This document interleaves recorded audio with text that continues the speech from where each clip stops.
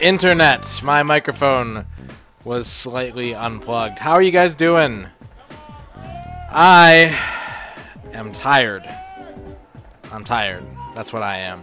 But I want to give you guys a showcase because you know it's Tuesday, and that's what we do on Tuesdays.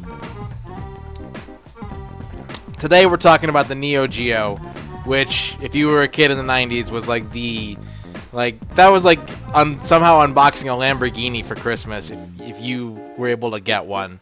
Most of us had our experiences with the big red box at arcades and laundromats. Like, these things were pretty cost effective for businesses, not so much for the individual consumer. And so they had a tendency to pop up damn near anywhere that could fit one. So today we're going to show you, we, meaning me, 10 Neo Geo games that you're not as likely to stumble across if you find one of those arcade cabinets. These aren't your Metal Slugs, your King of Fighters, your Samurai Showdowns.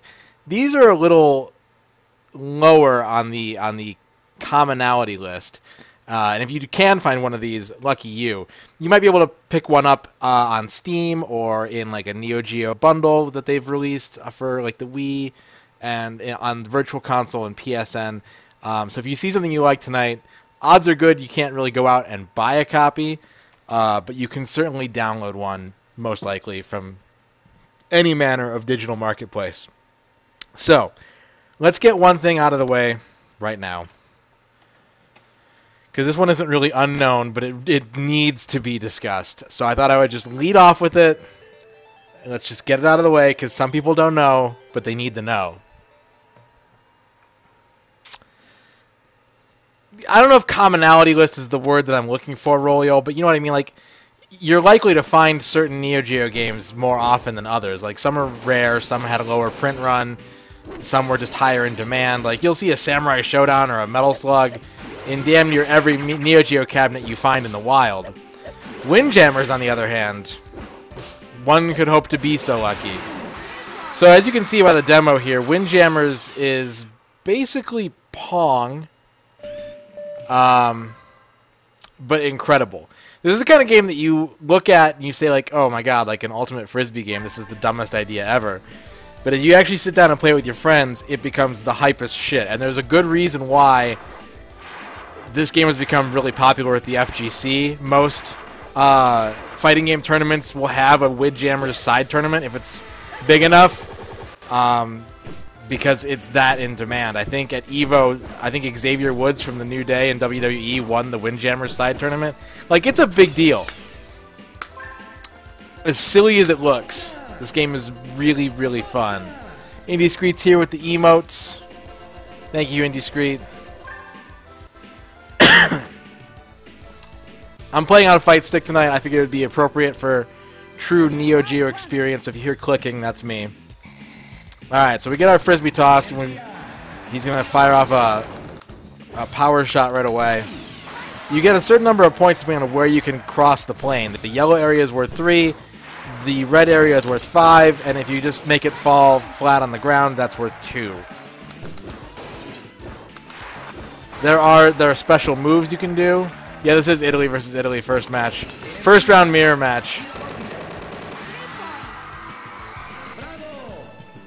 Alright, so I won the first set. I think it's whoever can cross 12 first, or whoever has the most points when time is up. So it's 30 seconds per set. So this game moves very quickly. You can't really afford... If you're behind, you can't afford to take your time and plan big shots.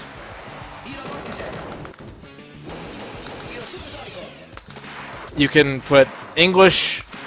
I don't know if English is the term I want. You can curve the shots. You can... you got the special attacks, which you can activate if the Frisbee is popped up in the air above you. Alright, so that was a low offense set, but this game is really, really simple. It's 2 buttons and a joystick, but it gets intense. It's an intense game, and it's really, really awesome to play both alone, but especially with friends.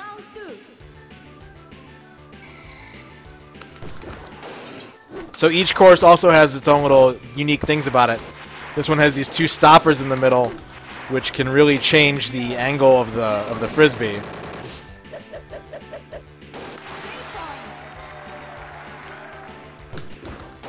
What's up, Wursel? Ah!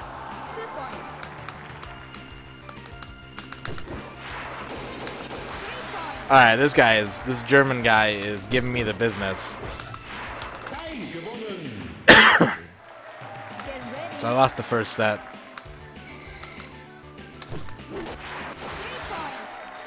You gotta put some curve on that disc. Make him regret his life choices.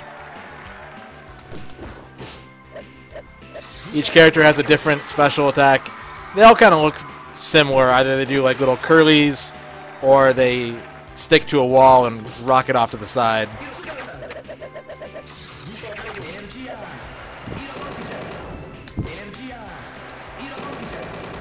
Ooh, buzzer beater.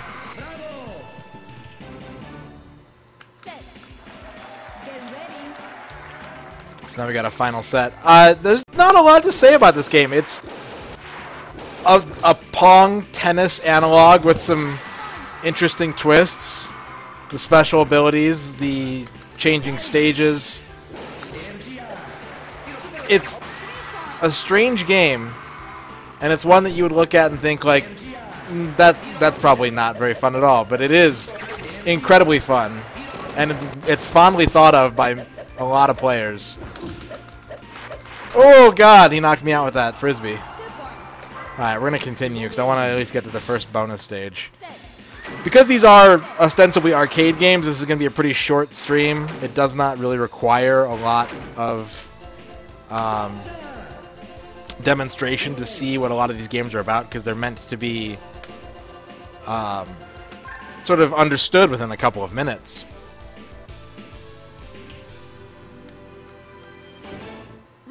One of the best, says 06. It's true. It's so true. It's deceptively good. If this is your first time seeing Windjammers, you might not understand what all the fuss is about. But if you get the chance to play it, especially against a human opponent, that makes all the difference.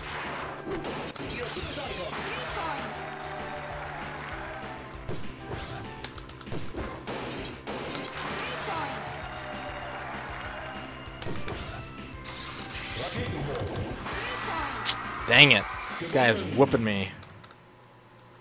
Simple but addicting. A very good way of putting it. Very good way of putting it.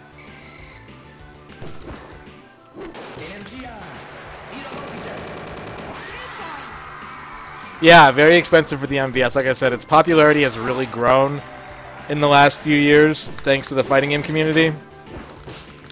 So, getting a copy is a lot harder to do than it used to be. There is a spiritual successor to this game that's in alpha right now called Disc Jam. And that's coming out for PS4, so if you like this game and you want something a little more and different,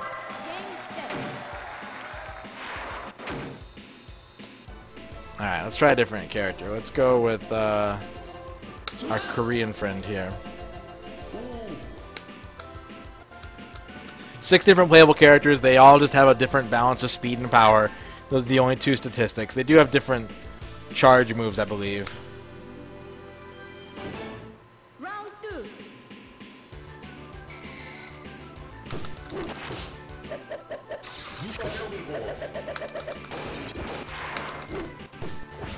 So you can pick... too speedy. You can pick the character that best suits your playstyle. If you want to be agile on the court, or you want to really send home some powerful shots. That decision is left up to you, the player. Wee Guy, thank you for the host. I'm going to lose this set too. This German guy is just beating me up. The Korean dude's shades, yeah. Those are some Back to the Future shades.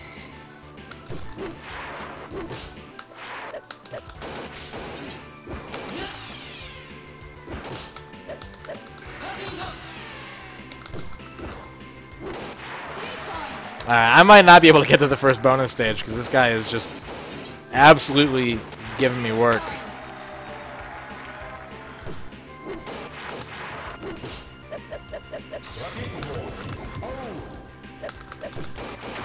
Woo! Another buzzer beater. Set. Get ready.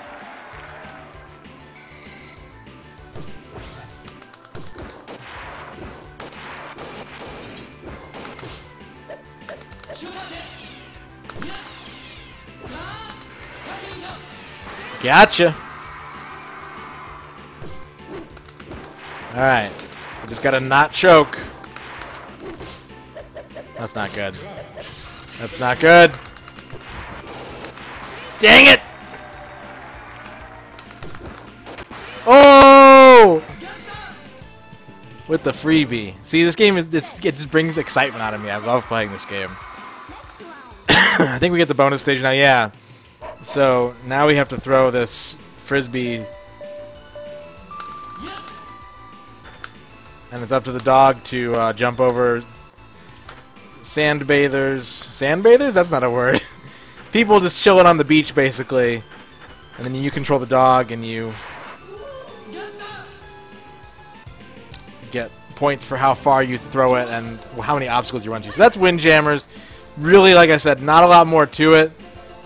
It is a lot of fun. Don't sleep on this game. It is worth playing, especially if you have friends to play it against. Get some buddies together, organize a local tournament, play it on Fightcade. However you do it, you owe it to yourself to check out Windjammers.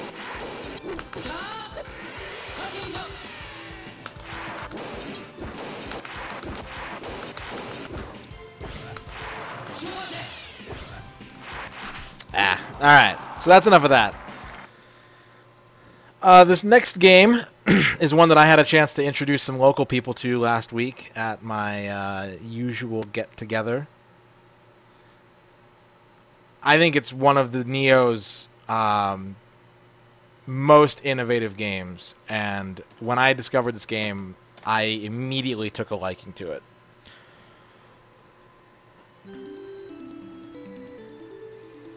We're going to get this nice little startup sound. Now, an interesting fact about the Neo Geo you might not know is that the tone of that Neo Geo startup sound depends mostly on the company that made the game, or the era that it came out in. That also makes a difference. Like SNK used a couple different tones, but ADK, Data East, Sunsoft, Nazca, Saurus, they all use different tones for the Neo Geo theme. So you can actually kind of figure out what company made what, or what a game might have been made by just by the Neo Geo tone at the start.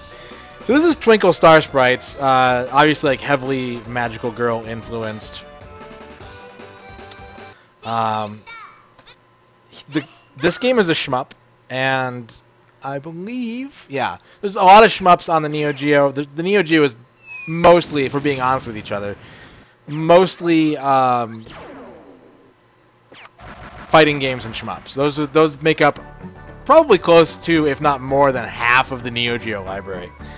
But Twinkle Star Sprites turns the formula on its head a little bit. Twinkle Star Sprites is a versus shmup. So it plays like a shmup. You have your opponent on the right side of the screen and you're on the left side of the screen. And the goal is to knock out your opponent a la a fighting game, or a puzzle game more aptly, because as you can chain combos together, you send garbage over to the opponent's screen to try and hit them. And if you can hit them with one of those pieces of garbage, you can take down their health and eventually knock them out. You have two buttons again. You have a shot button and a bomb button. Your shot can be tapped, which is useful for getting big combos, because it tends to allow chain reactions to take place. Or you can charge your shot and get a big, devastating blast. The longer you stay alive during a fight, the farther you can charge your shot and the more devastating an attack you can release. But the objective is simply to stay alive and create big enough combos to send lots of attacks at your opponent. So there's a nice little 22-hit combo that took my opponent out immediately. This game can cause a fight on competitive mode. I believe it. I believe that, Wursel. I just think this is a really cool idea. I can't think of another game that allows you to sort of play a shmup against another person. Like, I'm just playing against the computer right now, but it's really simple. You know, it's not flashy like games like Blazing Star. It's not hyper difficult like an R-Type or a Gradius. But it's a really innovative concept that kind of turns the genre on its head a little bit.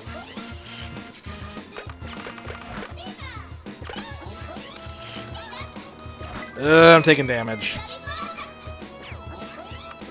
If you can get a big enough combo going, you can actually send a boss over to your opponent.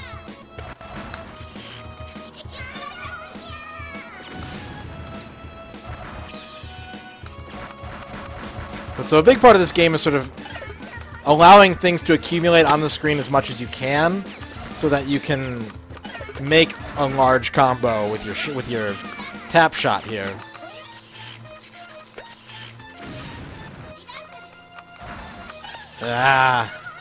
I still got the win. It's not a really difficult game. Once you get the hang of it, you can come pretty close to 1 credit clearing this game within, I'd say, 10 tries if you're decent at shmups. Dr. Mario shmup, yeah, that's pretty appropriate.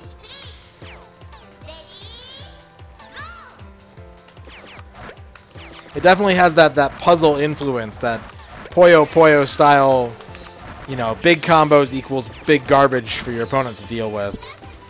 And so sometimes you can actually turn a counterattack. You can attack your opponent, and they can combo it at you, and you can return that to them and create an even bigger attack. So there's a lot of strategy that you can implement in this game, and something that you probably will have to do once you start playing against other human opponents who aren't going to fall for the same stuff that the computer falls for. Oh, yeah. That got hairy real quick. You get a couple lives, which is nice.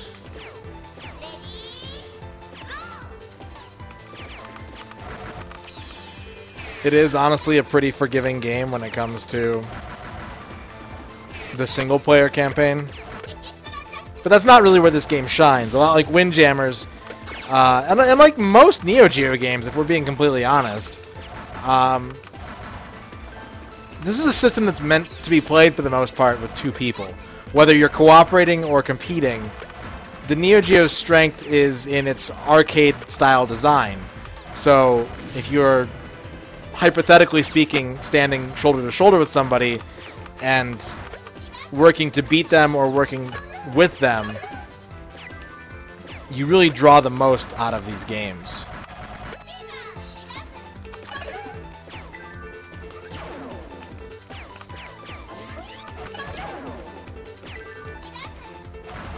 You're going down, fairy.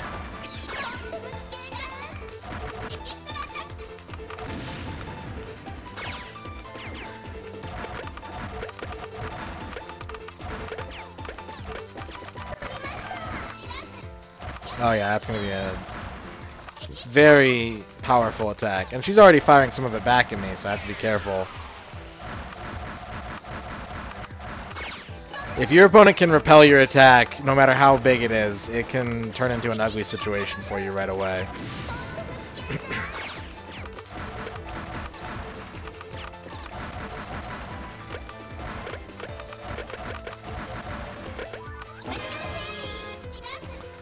Incoming boss attack from the opponent. But we got a nice combo of our own.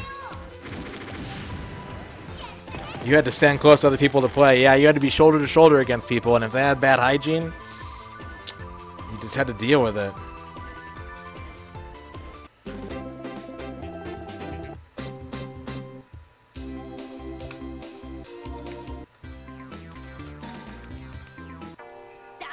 Let's see how far we can get on 1 credit before we move on to the next game.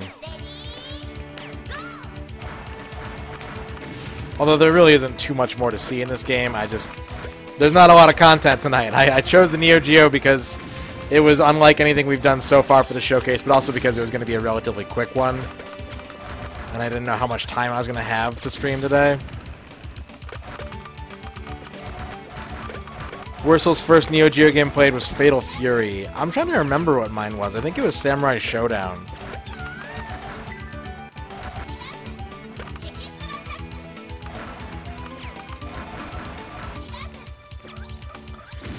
Truth be told, I did not do a lot of arcade hopping in the 90s. Most of my arcade days... Oh man, that was intense. It was either Samurai Showdown or Bust a Move. But most of my arcade days were in the 80s and then in the early 2000s. I kind of, with the exception of Killer Instinct and Cruisin' USA and a couple others here or there, I mostly skipped out on the 90s arcade scene.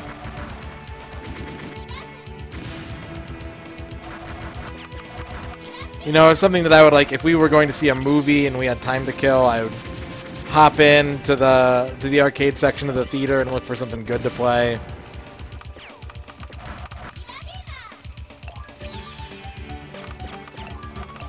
If they had a Lethal Enforcers machine, that was always good. Stuff like that. Alright. That's a pretty big combo. And my boss killed the opponent very quickly.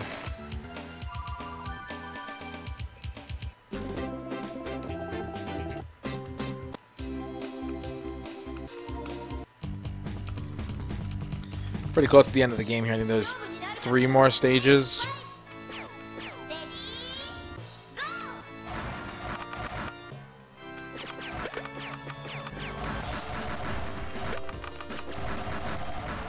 This game has pretty decent music, too.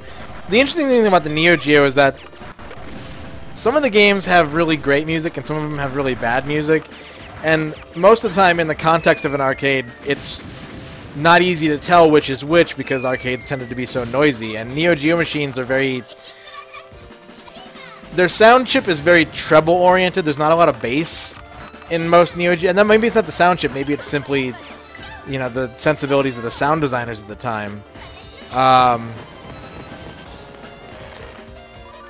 But these games didn't typically sort of come over the din of the arcade, how noisy arcades tended to be. So I feel like a lot of Neo Geo games sort of phoned in the music, but there are some definite standout tracks, and I like that stage that I just played. Unfortunately, I beat it very quickly. Oh, it's the same song in this stage, though, so never mind, we're good.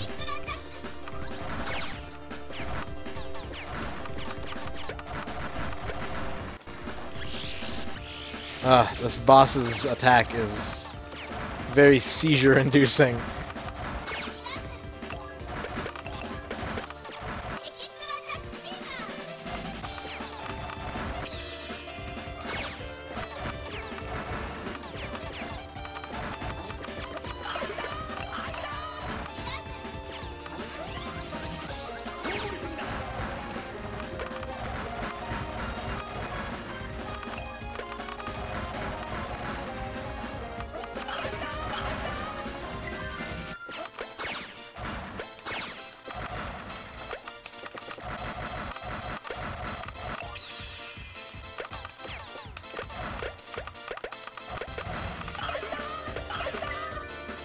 Alright, we got this boss on the ropes. All we need is one good hit. And this is a pretty handsome looking combo right here, if I do say so myself. Nice.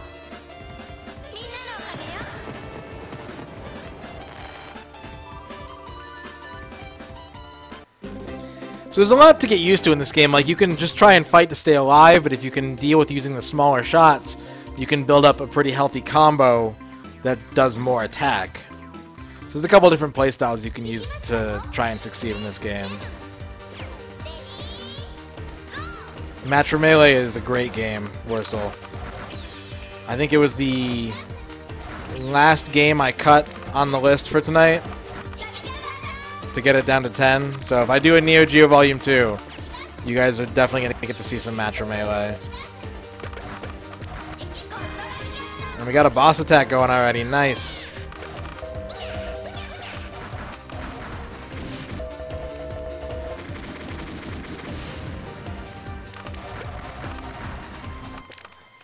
The color of the enemies tells you how many hits they're going to need to take before they explode.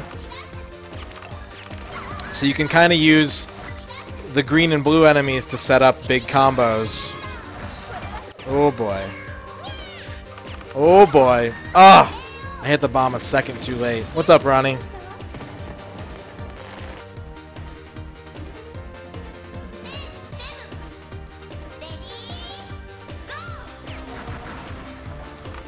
Dang, I thought I had that one. But this boss is not messing around.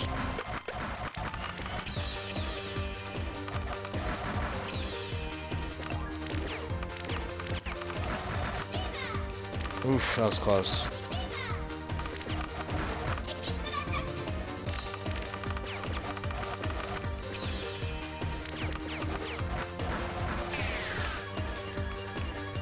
Had to use that to survive. And then, of course, I immediately take damage.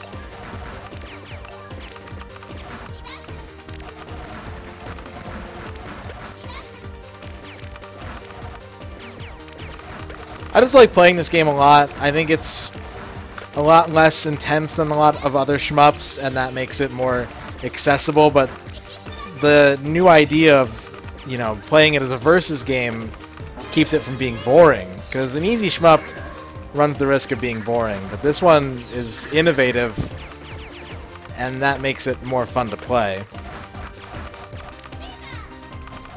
This cake, though.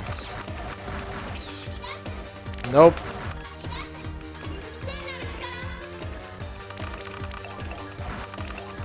Oh yeah, I got overwhelmed real fast there. So that's Twinkle Star Sprites. Definitely a one-of-a-kind game. And one that I think is a game you should seek to play if you're looking to try out what the Neo Geo has to offer. We're going to kind of keep with that theme, though, of the sort of anime-style magical girl thing and go to a game that is sort of a stepbrother or stepsister to a more popular Neo Geo series, which is Magical Drop, which is a great puzzle game in its own right. You've probably played a Magical Drop game at some point, whether it was in the Neo Geo or PlayStation or what have you. This game is kind of a similar take that is ridiculous. The whole concept of the game is ridiculous, because it is sort of a homage to 90s anime in a way. But this game is Money Puzzle Exchanger, or Money Idol Exchanger in Japan. And this is a game it's essentially Magical Drop, but the goal of this game is to make change. And so the how to play is going to explain right here. So you see there's different coins on the field of different denominations. And your goal is to take small coins and make big coins out of them to clear the playing field. Again, 2 buttons. Every game so far tonight has been 2 buttons. We'll go ahead and just get started. So you can pick from 2 characters in the story mode. We'll go ahead and play Exchanger, who's the main character. And so you can move from side to side. You can pick up things with 1 button, and you can put them down with the other. And so you can just kind of rearrange the board, and you try and make different combos of change. 5 ones makes a 5, 2 5s makes a 10, 5 10s makes a 50, 2 50s make 100, and 5 hundreds make a 500. So there's a kind of symmetry where you either need 2 of something or 5 of something to make a combo, and it just depends on what piece it is. You can also, it's a lot easier to make combos in this game than it is in Magical Drop, because you can sort of stack numbers that you are expecting. And so I actually tend to like this game more than the Magical Drop series. I think it's kind of a shame that Magical Drop is the one that everyone's played and seen probably, but I think Money Idol Exchanger is the better game. It's got a slightly deeper mechanic than simply matching colors, and the combo system is easier to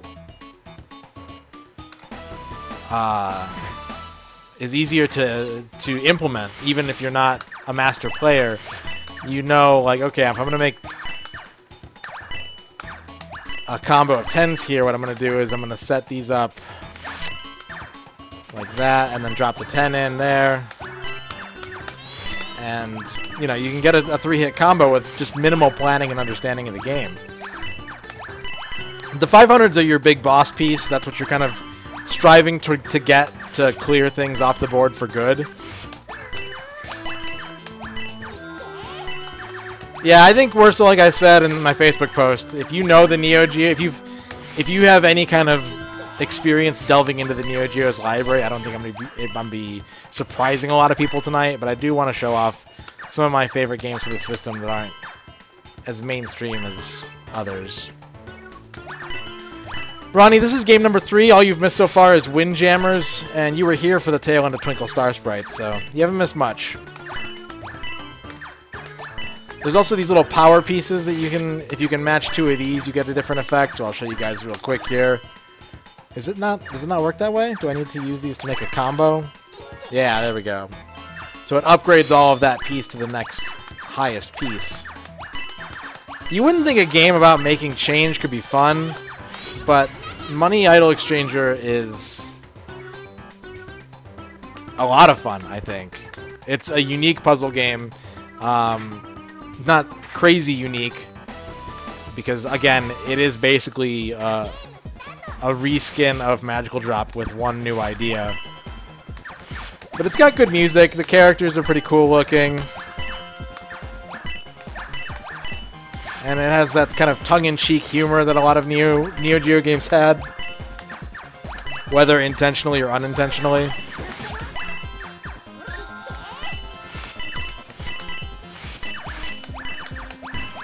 And it gets pretty difficult quickly, even against the computer. It's not a game that you can just easily pick up and win.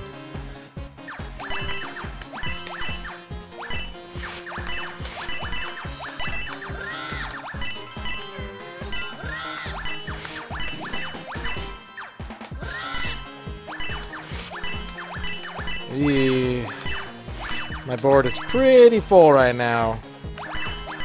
Let's try and clear off this piece right here. There we go. Get rid of all my 1s, start a nice big combo. Nope, not a nice big combo. A very small, unimpressive combo. Man, I just got wiped. Every Neo game is distinctly Japanese. That's true. And in a good way, too. There's some games that I'm not going to be playing tonight that if I do another Neo Geo showcase, I will definitely be showing off. Games in genres that I wouldn't typically want to play, but that I enjoy, because the Neo Geo makes them so accessible and so arcadey and quick to pick up.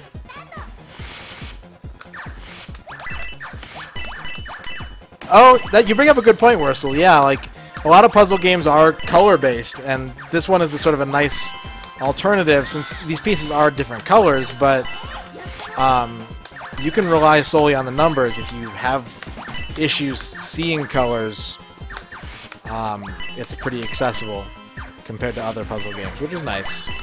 It's always a good thing when more people can try out a genre.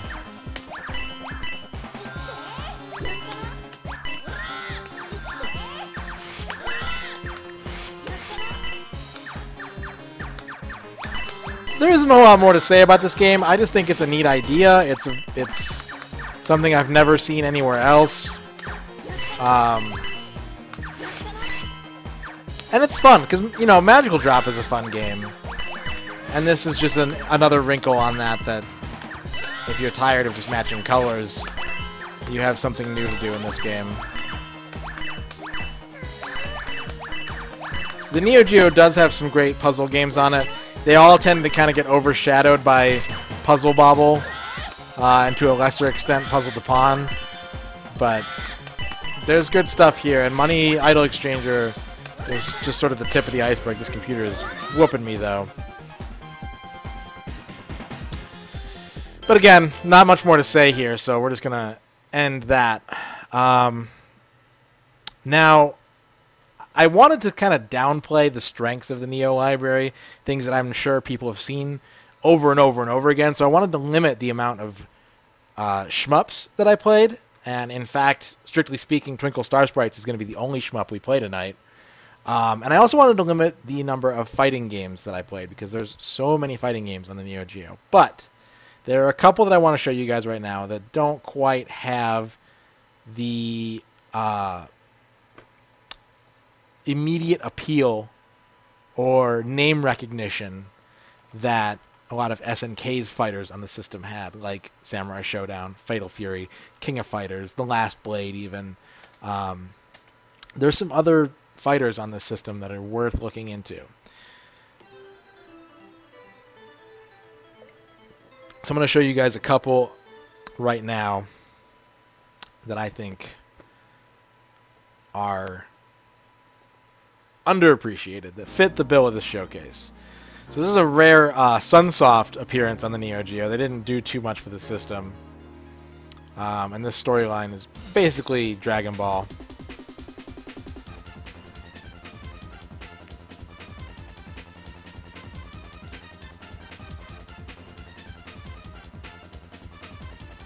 One of the things you're going to notice right away about this game is it has a great sense of character.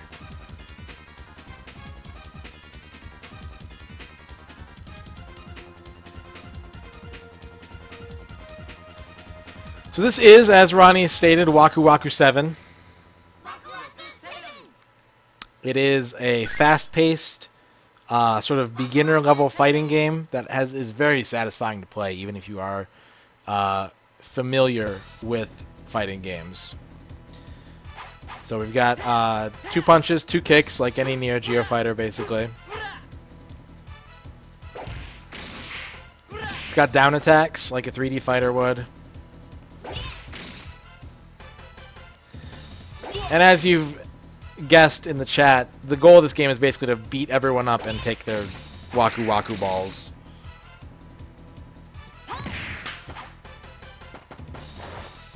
So there's some movement options in this game that aren't typical for 2D fighters.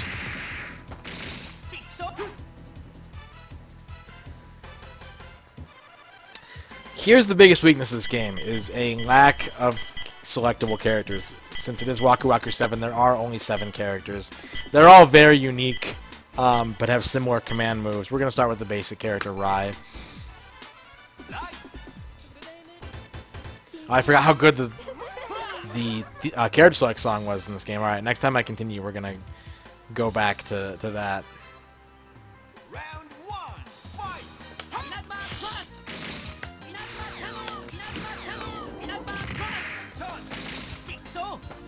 So there's a lot of dashing and hitting characters against walls and bounce back and whatnot in this game that makes it really fun to play. The moves are all really simple. They're all pretty much quarter circles, half circles, and DPs.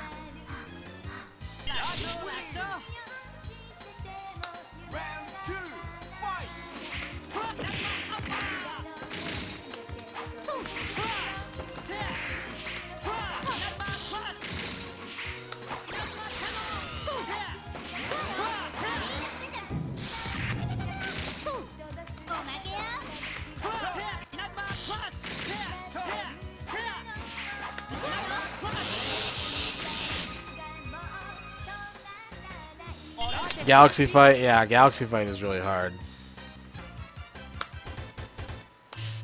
Alright, so here we have a robot maid, Tessa. She's got stretchy arms. She's got an umbrella. She's got a jetpack.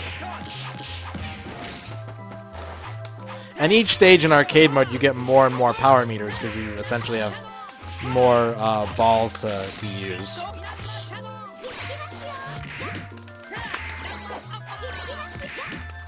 You have supers, and you can also kind of EX your moves by spending a bar to give them a little more punch. Haha, punch. So there's some flexibility in how you use your meter. Not really in terms of defensive actions, but it's nice that you can basically power up any of your normal moves to get a little bit more flexibility. I don't think she can teleport. Alright, who's next?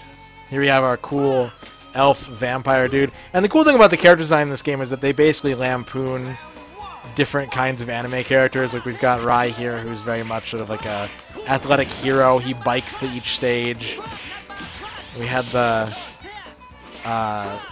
weird animal girl, the robot maid, the long-haired, pointy-eared guy with a laser sword. Lots of good animation in this game, yeah.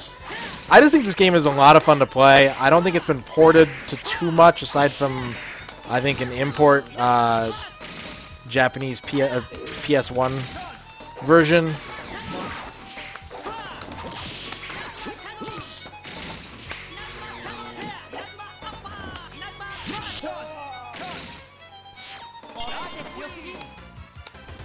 Here's our bonus stage.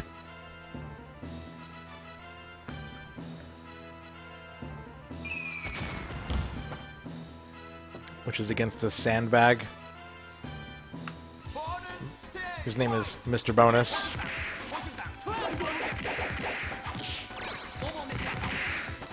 This is a really difficult fight. Just so you guys know, this is not an easy fight to win. Best character ever, yep. I have a lot of fond memories of Bonus-kun. Yeah, he beat the living crap out of me.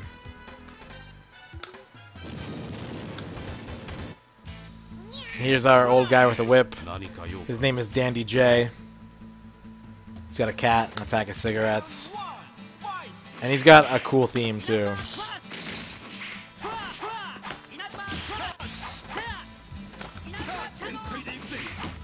You can actually play as Bonus-kun with, I think you have to use a special code to do it, but he is playable.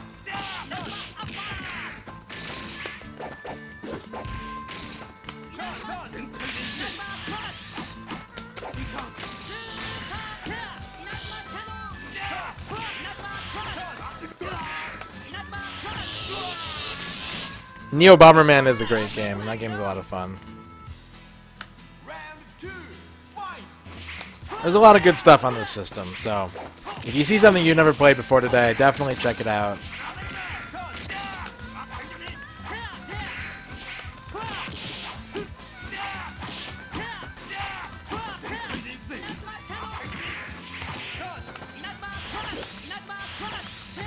I used to play this game with my brother a lot. He was a big fan of this game.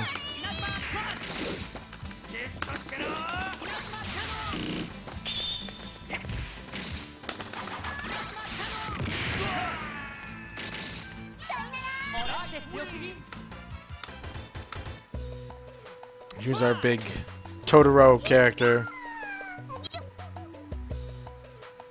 Mauru.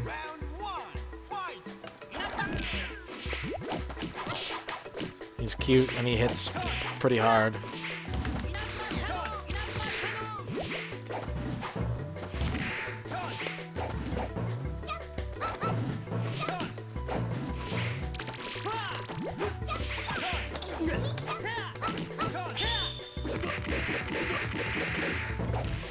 Big damage.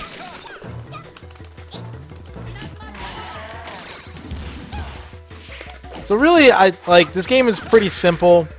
If I could say anything bad about it, it's that the fighting engine is fairly simple, which can be a good or bad thing depending on what you want out of a fighting game. And that there's just not enough characters. That's kind of a personal gripe. I have a hard time getting into a fighting game that doesn't have a lot of different characters. And this game has really only 7, 8 if you count Bonus-kun. Why are you getting so many ads, Wursel? Alright, let's show off a couple of the characters we haven't seen yet. So, I think we've seen everybody except for Politank Z.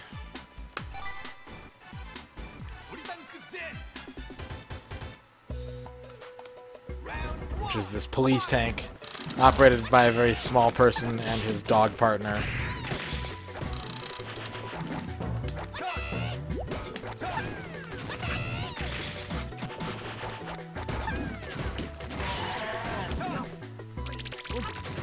Your meter fills up very quickly in this game.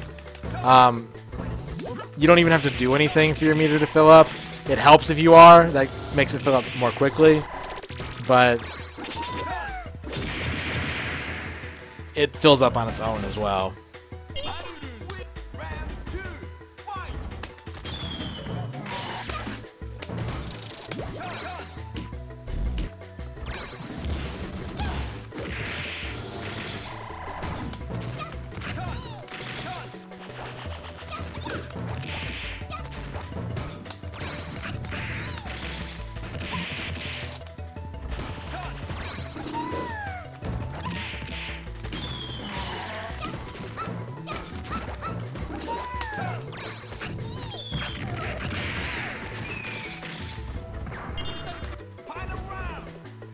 One of the things that always like stuck out to me was being able to knock your enemy into a wall and have them sort of bounce back into the action. That always made this game feel very fast-paced and actiony, which is one of the reasons why I've always liked it.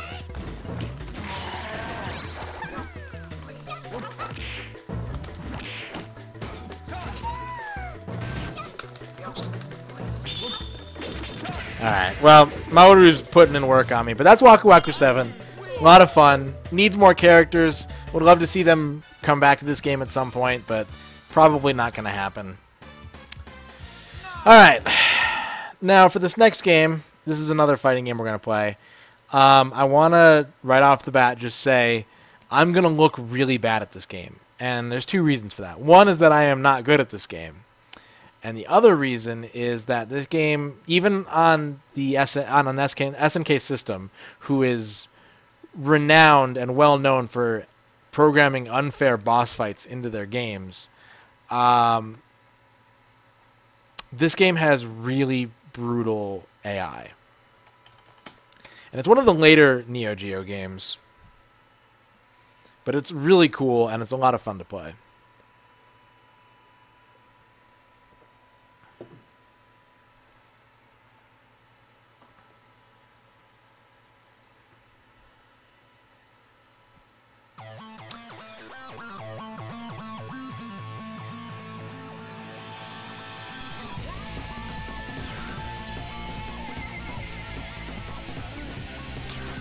So this is Rage of the Dragons, and it was designed to be the sequel to the Neo Geo Double Dragon fighting game, but they didn't get the rights to Double Dragon. So the main characters are Billy and Jimmy, no relation, and there's a couple other Double Dragon sort of pseudo cameos late in the game. But it's a 2-on-2 tag fighter with great music, great animation, a strong selection of characters, and some really cool mechanics as well. I'm probably not going to get a chance to show off those mechanics, but I'll do my best. So it's got an evasion system like KOF does, where you can roll. It's got dusts like Guilty Gear does. As I stated, it is a tag game.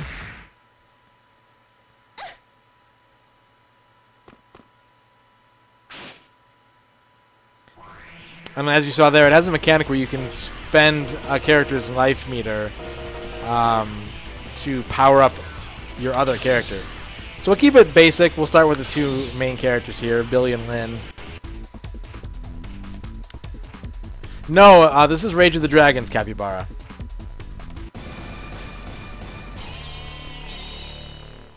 So like I said, the AI in this game is incredibly difficult. So I'm going to get bodied on stage 1 a few times, most likely.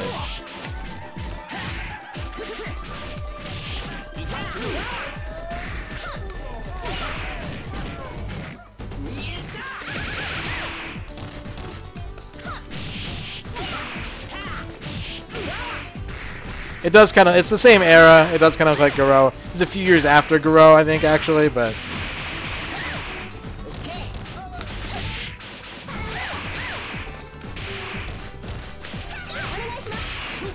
There's a lot of combo potential in this game. There's the sort of dust auto combos. There are ways to do supers that use your tag partner as well.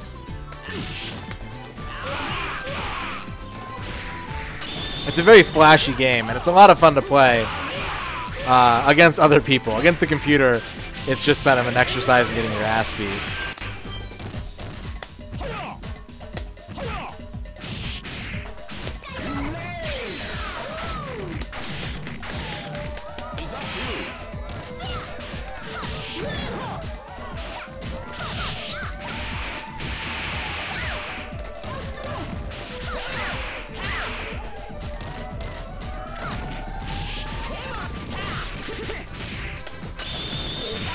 Ugh.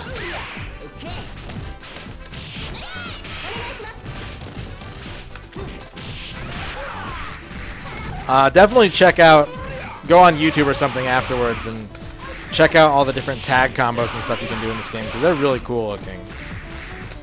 This does not have a good Fightcade community, no. I think you'd be lucky to find 4 people in the lobby for this game.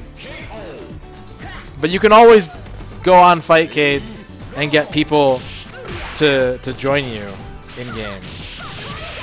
It's true. Fightcade's community is basically like 100 people playing Third Strike, 250 Brazilians playing KOF 98 and KOF 2002, and like 30 people playing Super Turbo. And everything else is tiny. Alright. Here's Jones. He's got an afro. And this girl's name is Poopa. We'll go with Riddell.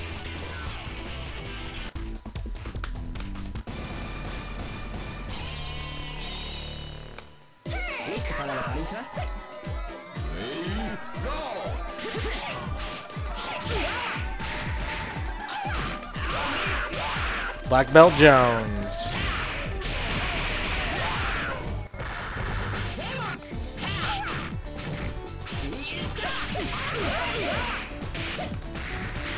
This game is less defensive than other Neo Geo fighting games, but it makes up for it with a really robust offense. There's a lot of great combos in this game. That's true. There are like 15 people playing Samurai Showdown too.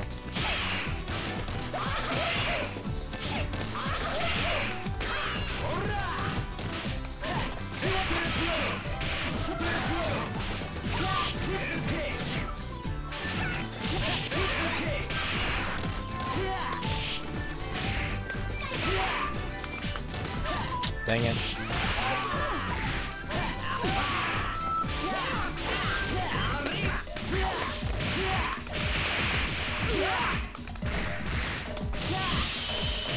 So you can see when I get those auto combo moves off, it actually displays the buttons you have to hit at the bottom. And they don't change. You have to hit them very quickly, so you kind of do need to figure out what your character's auto combo is.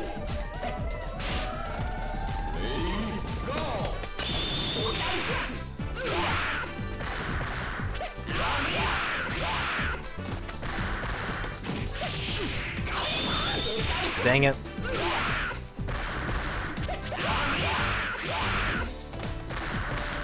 Tag out!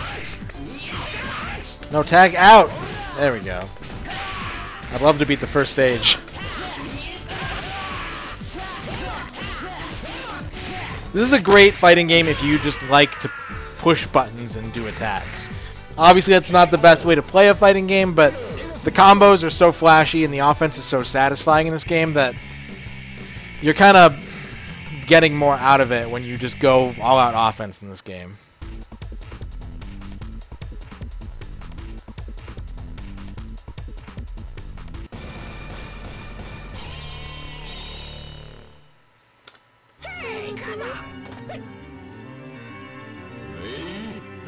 There's a lot of characters in this game. I think there's like 16 characters, and they feel pretty diverse. There's a lot of different styles of moves, and each character has its own sort of feel and design that's pretty cool to see.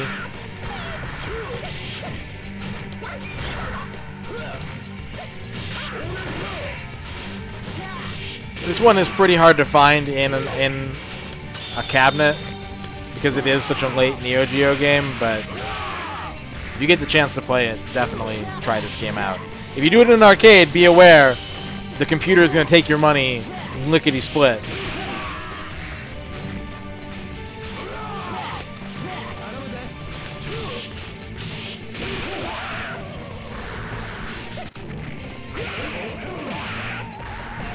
I also like that each stage has those breakable boundaries, which actually affect the length of the stage. Like, they're from looks, but they do actually impact how large the stage is. So until you break them, you're kind of kept closer to your opponent.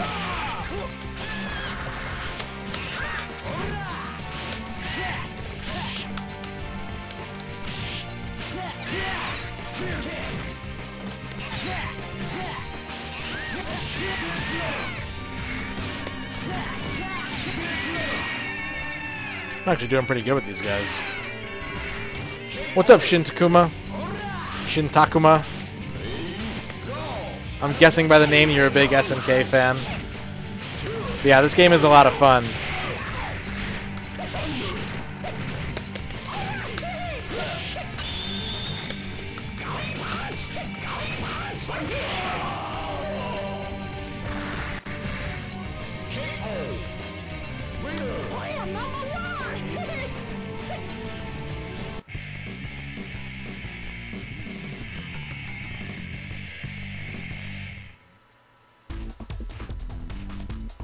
I'm going to the club. The wrestling club.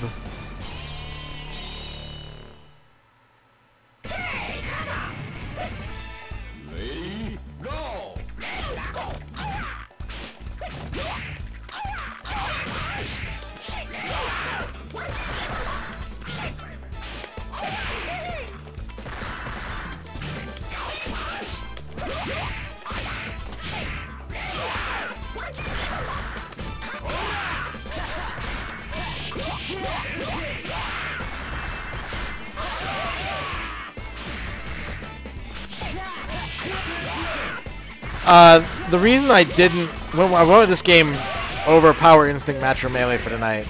And I really wanted to play them both tonight, but they are made by the same people, and indeed, like, Match or Melee has a couple characters from this game as crossover cameos.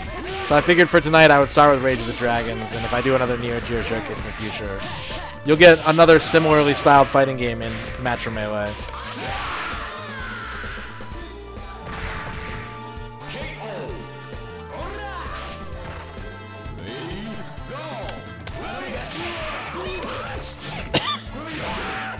We did play this game at Fight Night once, but I think it was before we were doing the challenges. I think it was whatever system we were doing prior to that. I don't remember what it was.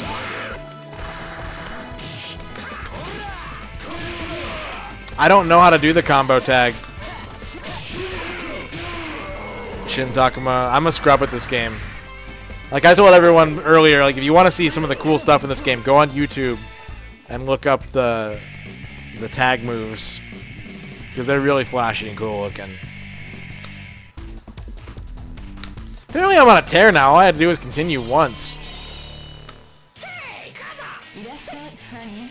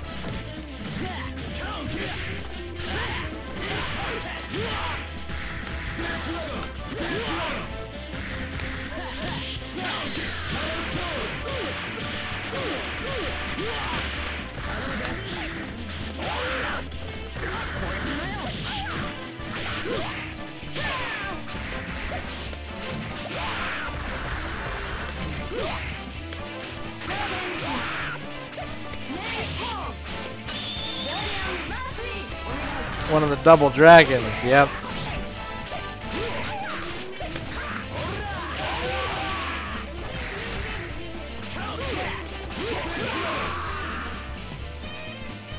It's just really fun, like even if you don't know what you're doing in this game, to figure out the different moves and combos you can do.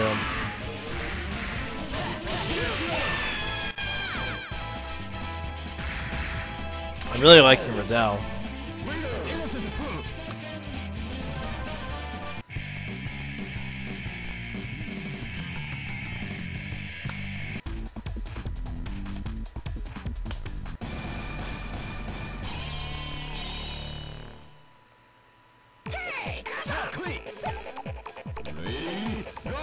Noise Factory.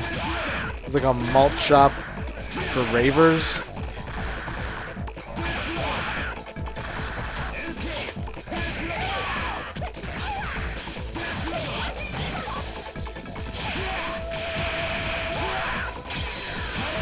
See, you can just do really cool shit in this game. Like, seeing these combos, I'm just like, man, I want to learn this game.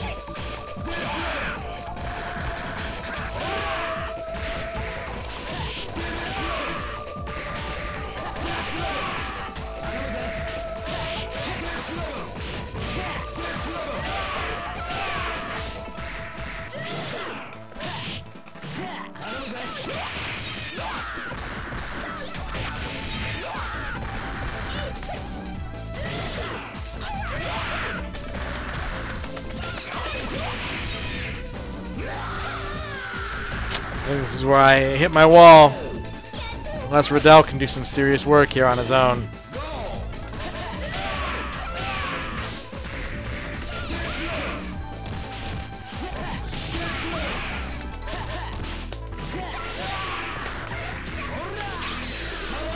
Whoa! Shit.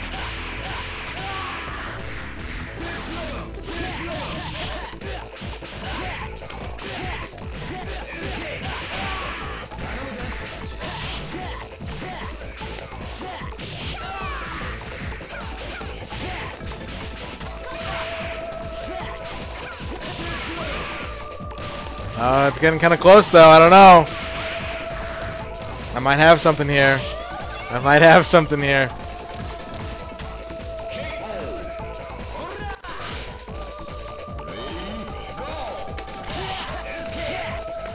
Uh-oh! Oh!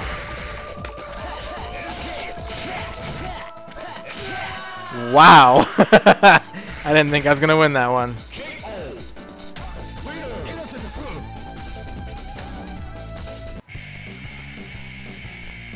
Riddell is carrying this team. I am not good with Jones. But Riddell, yes. So this is a Bubo, not a Bobo. Don't get the two confused. But again, because they couldn't actually get the Double Dragon license, they changed a Bobo to a Bubo.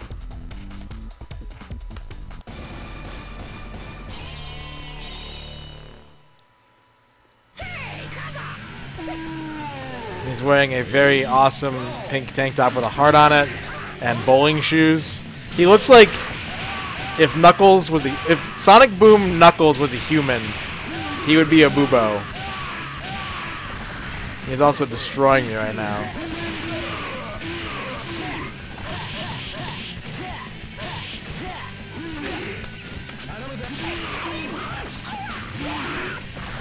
What's up, Ramses?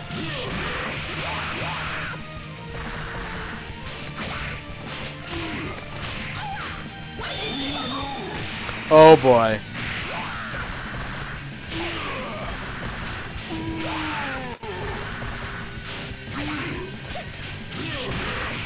He's like the max.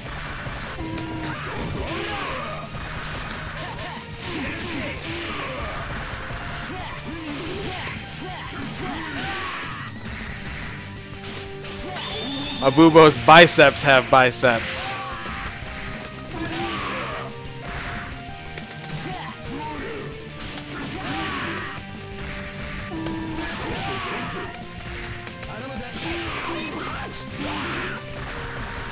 What's up, Executioner? Bizarro Mike Hagar.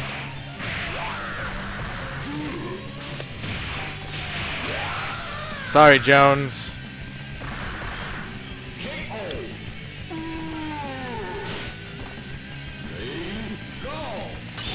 Nope. He's like, oh, that's cute. You have a second character? Get owned. So yeah, that's Rage of the Dragons. It's a really fun game. It is very hard, but it is very fun. Also, the default letters are Evo. It's got good animation, good music, a lot of cool characters to choose from. I really recommend it. So that was the fighting game block for tonight. We're halfway through. Now, I want to show off some different kinds of games that the Neo Geo did as well.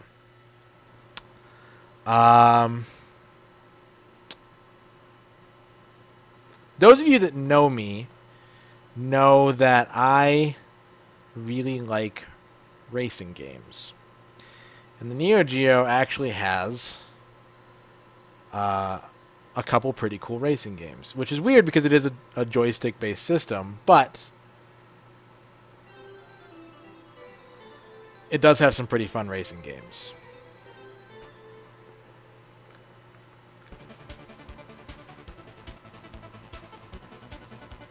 So this is Neo Drift Out New Technology, and it basically hits all the right chords with me that a racing game needs to hit. It has arcade loose feel, it's got lots of drifting, everything I want in an arcade game, just played with a joystick instead of a steering wheel. There are 3 cars to choose from, they all have different stats. I'm going to go with the Impreza because it's blue, and it has baseline stats.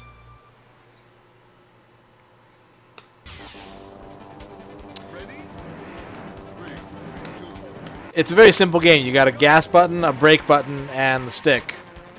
And all you got to do is whatever your spotter tells you, you just got to make those turns. There's some jumps. This game also has some shortcuts. So that was the practice stage, just to kind of, it's really cool that it has a practice stage to help you sort of get used to the game before it throws you right in. Never played this on the Neo Geo CD, the loading. Yeah, Neo Geo CD in general is not good for loading. I am not playing Power Instinct Metro Melee tonight, X no. As I mentioned before, it was the last game that I cut out of this list of 10, and the reason that I cut it is because I played Rage of the Dragons.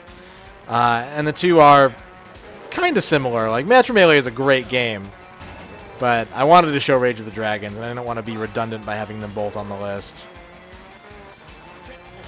So this is your basic rally-style checkpoint racer. It's got all kinds of different stages. The other cars don't really matter. The main thing you're trying to do is just reach the checkpoint before you run out of time. It's got really nice slippery controls.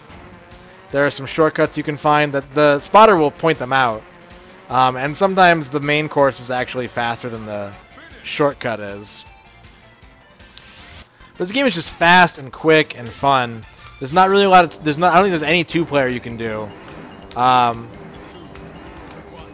But if you're into rally-style racing and drifting, I think this game is a nice sort of quick little bite-sized treat that you can play for 5 or 10 minutes and then you're done with it. It's no Sega Rally Championship. It's no Colin McRae Dirt. But it has its own sort of skill set that you have to get used to.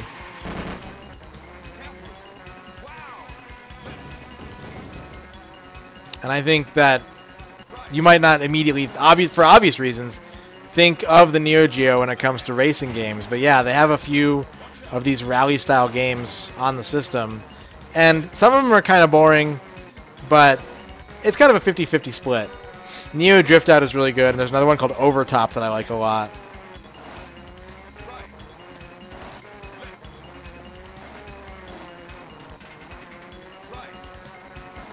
But this is basically all the game is. Like, you're not missing anything. This is, you just go to different areas, you reach the goal before you run out of time, and that's Neo Drift Out. It is part of a series of games. There's a Drift Out series of arcade games. I think this is the 4th one in the series, and the only one for the Neo Geo.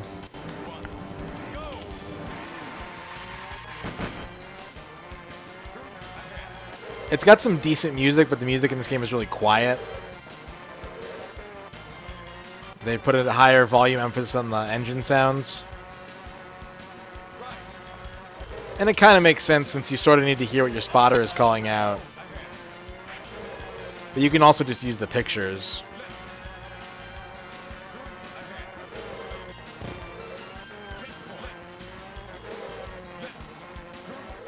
Oh boy, why did I go this way?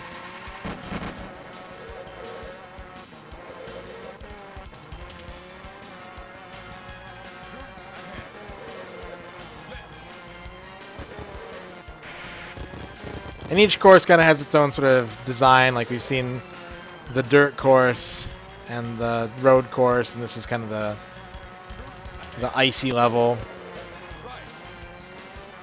They all pretty much feel the same, though.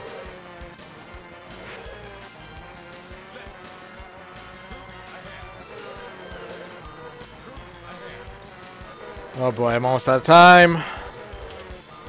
Whew! A lot of engine sounds, yeah. It's... When I was testing stuff out, I had to help Trent move some boxes. And I just let the game time out, because I had just started it. And I was like, man, that engine sound is annoying. So, it's a shame, because the music is pretty cool. It almost sounds kind of like RPG music, especially this song.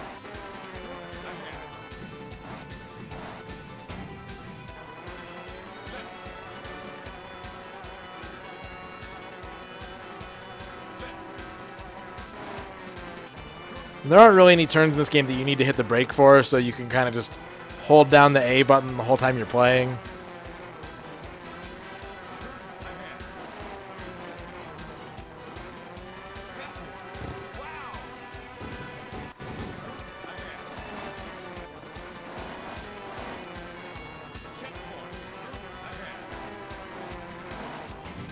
Hitting the other cars doesn't really do much.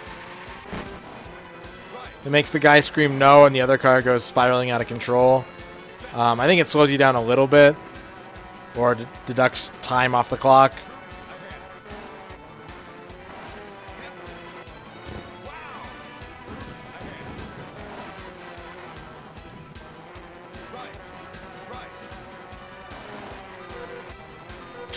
I think I'm going to run out of time on this one.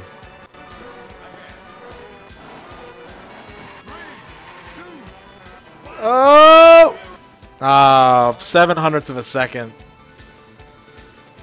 Yeah, why do they have a brake button? You really don't need it at all. If you need to slow down, just start fishtailing. I'm not going to continue because I almost played through the whole game right there, but I think that game's a lot of fun. It's just a nice, quick little action-y sort of racing style game. Oh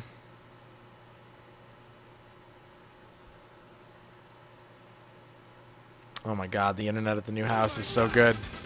Alright, so I want to keep in... You guys know that I have like a big boner for themes when I do these showcases. I try and group games together as they make sense.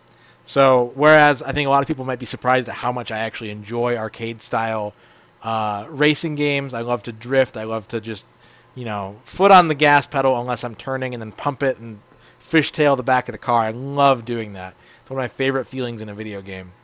Another kind of game that people might be surprised that I actually enjoy a lot are golf games. And the Neo Geo, I think, has 2 golf games that are both pretty good. But I want to show you guys my favorite golf game. This is going to be a short one because it's a golf game. But it's got a couple ingenious ideas that I really like from an arcade standpoint. So this is Neo Turf Masters. And it's got some really cool graphical effects for the Neo Geo era. It's a very well animated game. You don't like the other one? Top Players Golf, is it? I thought it was okay. Neo Turf Masters is pretty godlike, though. And this game, you actually can find people on Fightcade who will play this with you. There's 3 people in the lobby right now.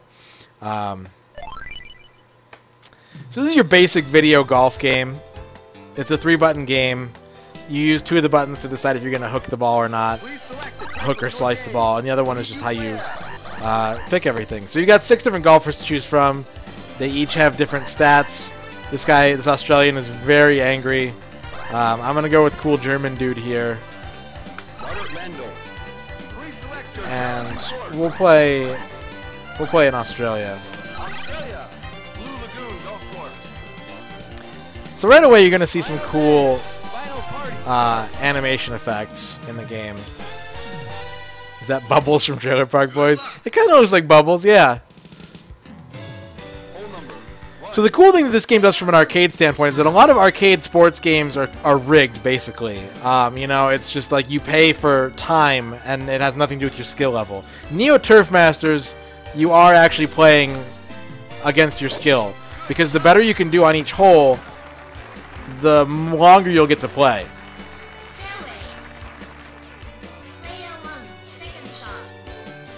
got 143 yards to the pin here. We're going to give it about... That's way too much, actually, so we're going to tip this up a little bit. But see, the golfer animations are so good and, like, crisp. On the green! Alright. So we're just going to get this power level right. And so we get a birdie. And so each coin you put in gets you a set number of holes. But by getting a birdie, I get an extra hole. So you start out with 2. And if you can get par, then you get to keep playing. If you get bogeys, you lose lives. So if you're good at this game, you can actually kind of play through a whole course on your own, which is really cool if you're in an arcade, if you find this. But it's a very basic golf game. Like, there's not a lot of...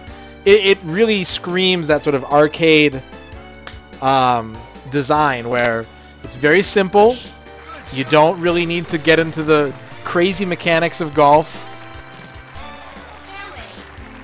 You just have to choose your shots well.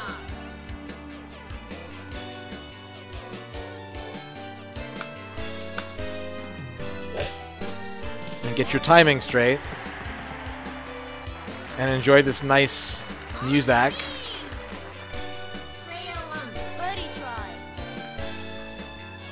I'm going to go a little bit to the left of the hole here. Ah, too far. Cut it too far.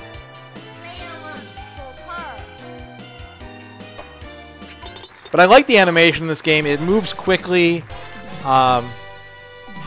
He's got a suave hand in his pocket because he knows. Look at his hair. What a monster. Where the music comes thunder. Yeah, the music is very loud in this game. So you have to hit above par or under par, I mean, because you're, like I said, a coin gets you 2 holes. But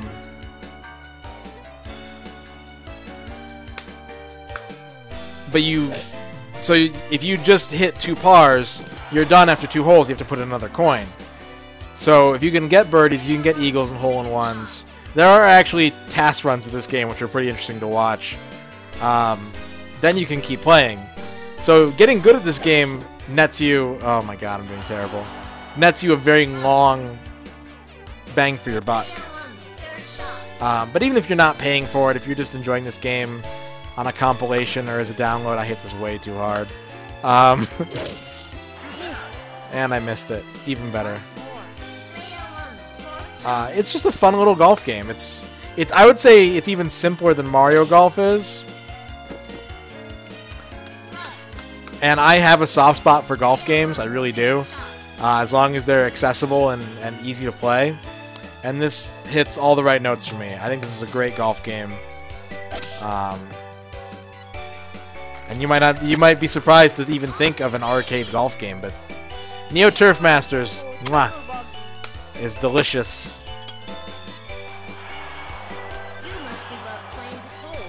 Alright, I give up playing this hole. Oh no! You left a penalty. Alright.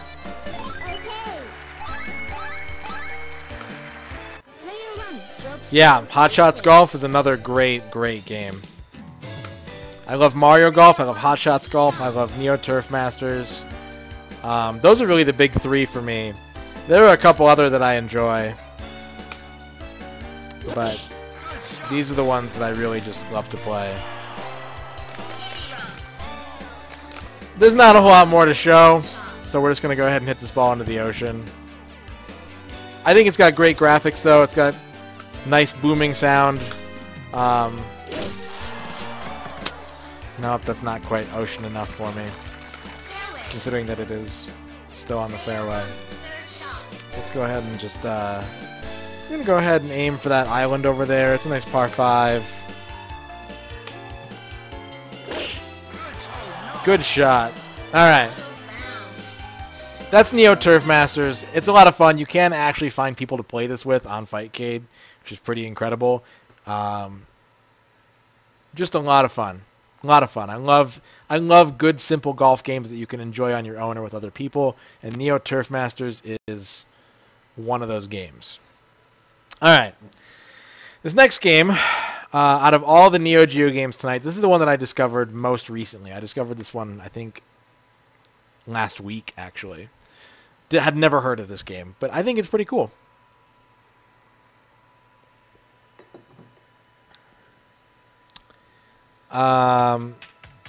This is Nightmare in the Dark. And it is a game about being a gravekeeper. Being an ugly, ugly gravekeeper.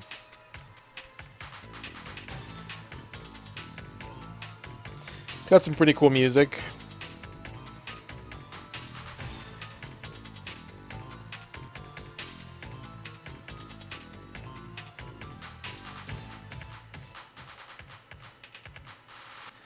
This was unreleased on the home consoles, so it did actually have an arcade release, I believe. But it's basically the Neo Geo version of Bubble Bobble or Snow Brothers, where you play the Gravekeeper, and you have to deal with these zombies by throwing fire at them. It takes a lot of fire, and then you turn them into a big fireball and send them to the bottom of the screen.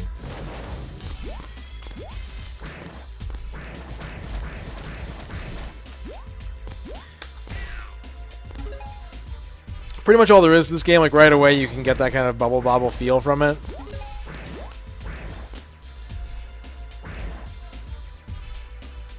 Because it is played on a screen-by-screen basis.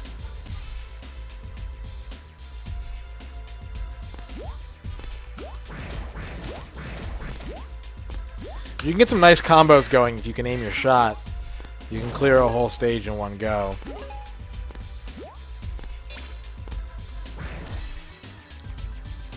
So if you're into Bubble Bobble style games or Snow Bros as well, like, I thought this game was really fun. I think it's a neat little game. It may have been unreleased, which is maybe why I just found out about it.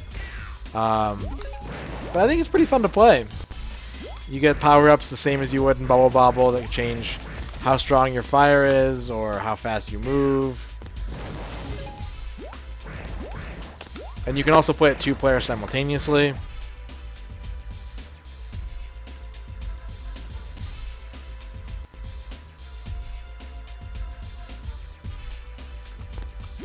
It's just a nice little chill game that is different than a lot of what the Neo Geo offers. The Neo Geo came out at a time when arcades were, in Japan especially, were really getting to be dominated by shmups and fighting games. And this harkens back to sort of an earlier arcade style design. Despite having come out in, I think, 2000.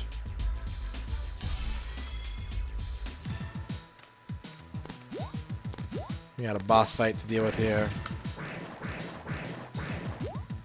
This guy's very large, but he's very well animated.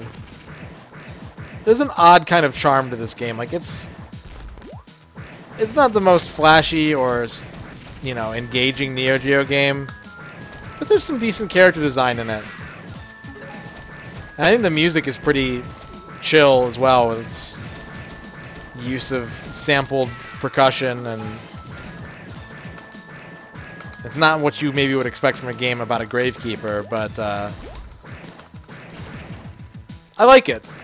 I have fun playing this game, and I thought if I was going to surprise Neo Geo people with anything tonight, it was going to be Nightmare in the Dark, because this is a game that, like I said, I didn't even know about until last week.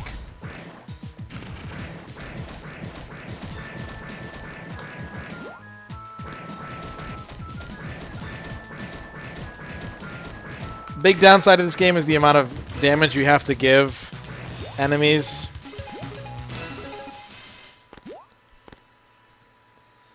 I don't know where the grave robbers are. Here are the corpses, though. The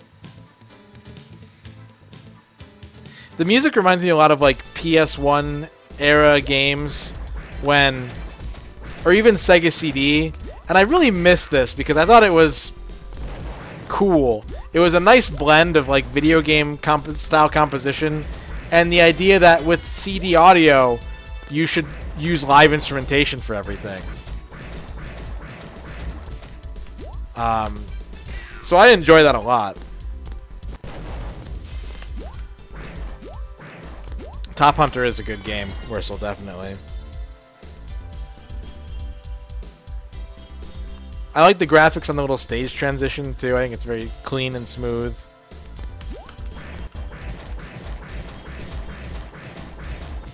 Also, all the zombies look like they just came from the country club where they had a big fancy game of tennis.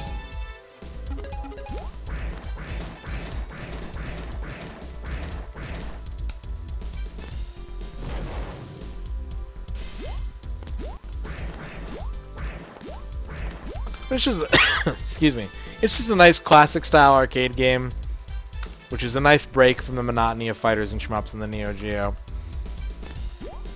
It's not going to blow you away, but I think you could have some fun playing this game and setting up big combos and just enjoying a game about being a gravekeeper.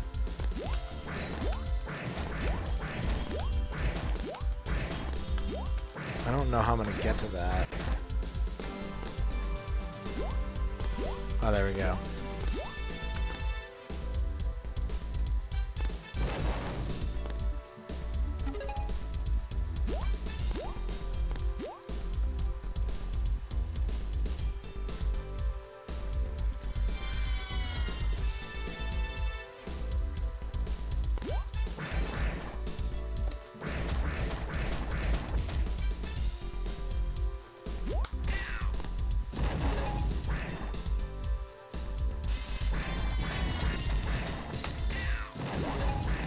You can kind of play it safe and just stay on the bottom of the screen and let enemies come to you, but you can't really earn points that way.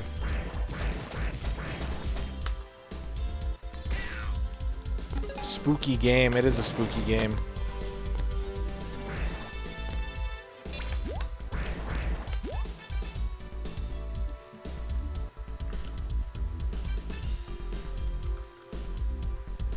It doesn't really change from area to area.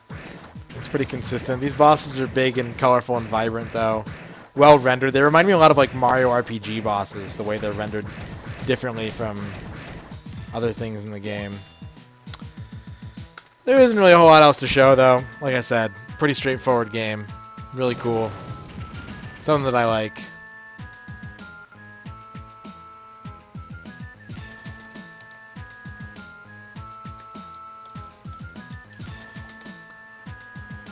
Alright, this next game is maybe my favorite game on the Neo Geo. I don't think it's the best, but I think it's my favorite. And it's part of a 2-game series where the first game I think is generally considered to be the better of the two. A lot of people tend to prefer the first one. I've seen people, you know, one credit clear it and speed run it. Shout out to Lord BBH, who is an intensely intelligent and knowledgeable person in the arcade and video game and large scene. Very talented, too. Be sure to check him out on Twitter and Twitch, Lord BBH. I think he used to live in Texas. I don't know if he still does. But he loves the first game of this series. I think that's his favorite game. But I prefer the second. I just like the feel of it. I like the audio. I love the English. Just something that I really, really love to play. We must stop these arms team. They have only 72 hours to accomplish their objective. The 4 specialists will exterminate the troops of the team. They will never be defeated. So this is Shock Troopers' second squad. Second squad. And from a design standpoint, this game is really lazy because Saurus was just like, hey, people like Metal Slug. What if we made a Metal Slug a top-down? Boom. Call it a day. That's really all there is to this game. You run around, you shoot stuff, you have bombs, you have an evade button. Wursel says you like the first better personally. And see, like I said, I'm pretty sure I'm alone in this. Everyone I've talked to that knows these games prefers Shock Troopers 1. I like 2. 2 is the one that I think this is my favorite game on the Neo Geo. I just love everything about it. I don't play it as much as I play other games, like Garou and like KOF certainly have higher staying power. But you've got 4 playable characters: Ice Brain, Toy, Lightning Eyes Lulu, Ceramic Arms Angel, and my boy Lionheart Leon, who says stupid stuff like this. What? Is there a first squad? Yeah, the first Shock Troopers game, Ramses. It's called Second Squad because it's the second Shock Troopers game. And the characters in this game are completely different from the 8 characters in the first Shock Troopers game. Like I said, basically just Metal Slug from a top-down perspective. You shoot dudes, you get in vehicles, you shoot more dudes. The only way to get power-ups in this game, you have to take risks. You have to knife enemies to collect power-ups.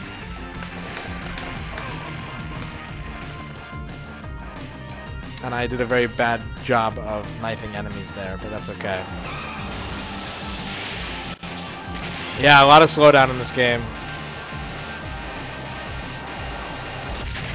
Leon's skill set is basically he can soak damage and he deals damage, but his shots are very linear and he can't evade very well.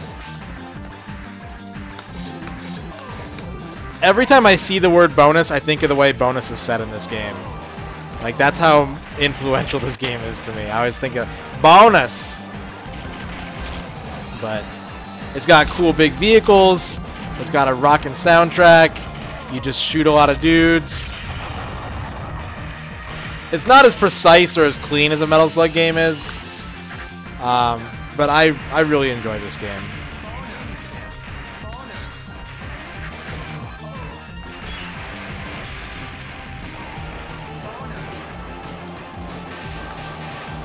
You can move and shoot in any direction by holding the button down. You can stay firing in that direction. Pretty much what you'd expect from a good run and gun game. There's a few different weapon types you can pick up.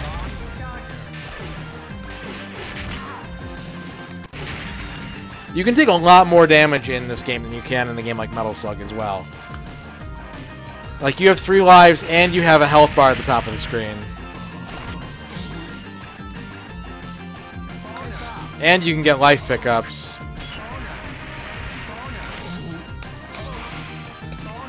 Boner! I'm really trying to get just like weapon pickups and they're not dropping any for me. Oop! Alright. What's up, Zion? It is 2-player simultaneous. So you can gun a bunch of dudes with your friends.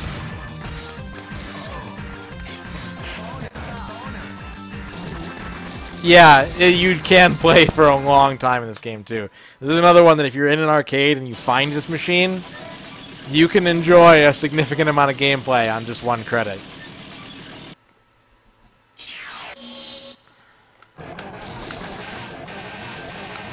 Alright, we're going to use these guys to farm pickups.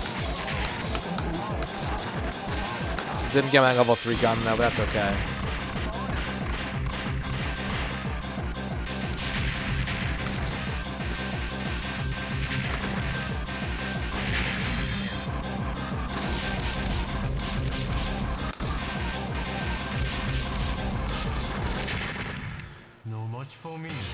No much for me.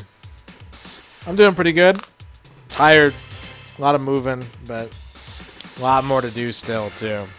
So if I don't stream as much as I have been, I apologize. Once we get set up in the new house, we'll be much better. This game does have branching paths. You can go for the naval base or the air base. It's not... Shock Troopers 1, again, does a better job of dealing with branching paths. Like I said, empirically, I think everyone agrees that Shock Troopers 1 is better than 2. But, and I'm not just being like a Neo Geo hipster here, I genuinely enjoy the second game more than I enjoy the first one. It just has like more character to it or something, I don't know. And it's got roasted, toasted, and burnt to a crisp.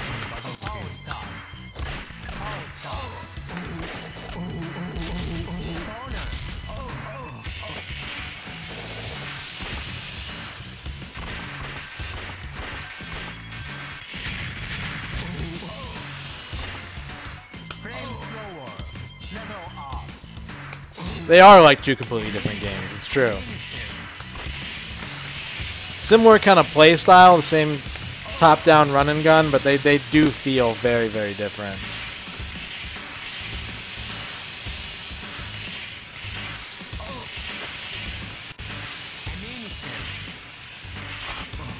Alright, we're gonna go ahead and just get in this supercar.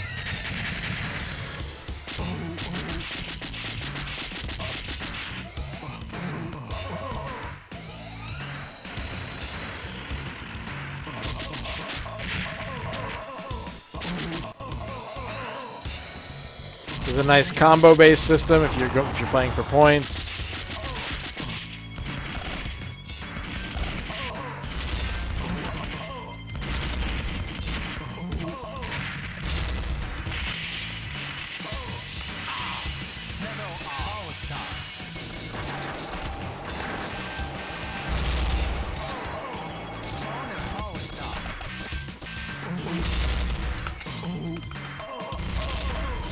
I want power stock, game.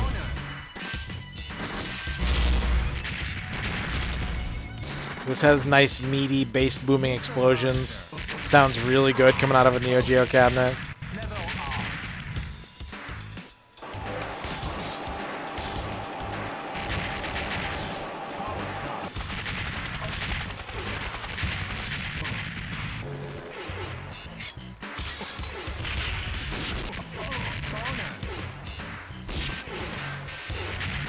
Alright, I got my level 3 gun now. Which means lots of big damage. I'm actually going to avoid that power-up.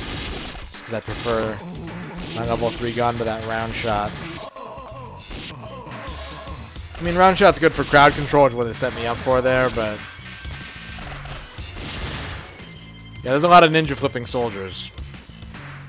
And a lot of cars in this game just explode because they have that sort of early 3D rendering ability that they didn't have in the first Shock Troopers.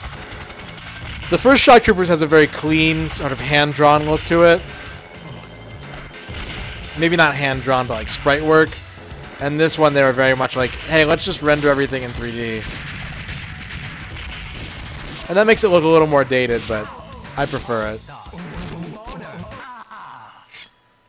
Alright, let's pick a different character so you guys can see some of the differences. Let's go with Ceramic Arms Angel.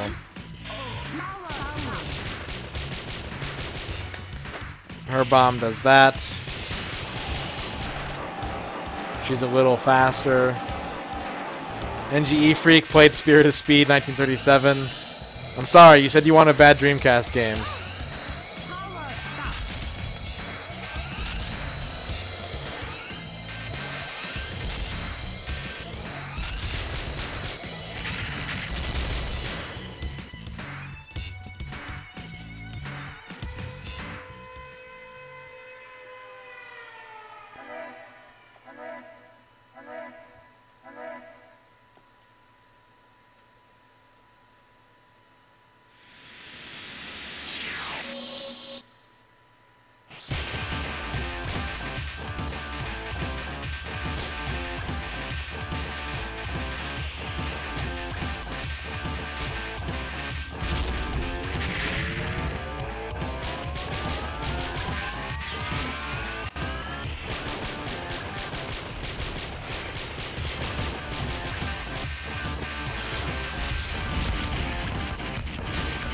The evasion in this game is pretty broken because you're invincible pretty much that whole time you're flipping. So as long as you can control that well,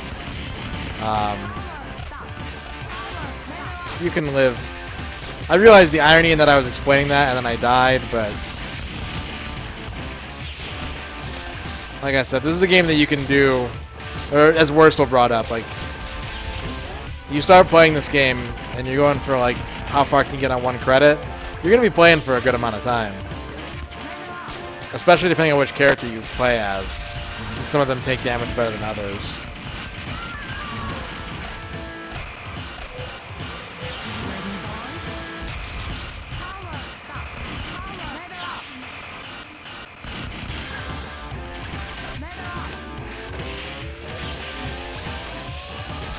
This boss takes a lot of damage, though. Alright,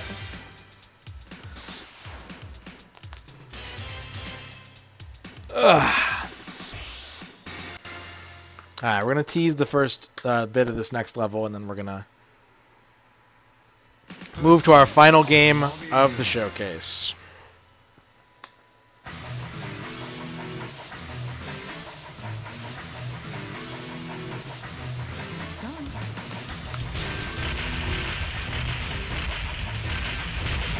So in this one, all you basically have to do is damage different train cars and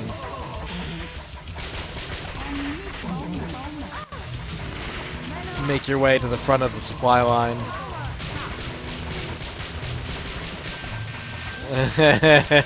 That armband, though.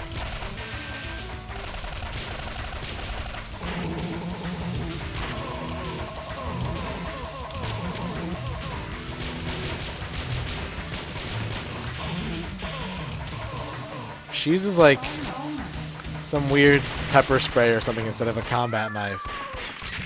Alright, we'll get one character really quick here.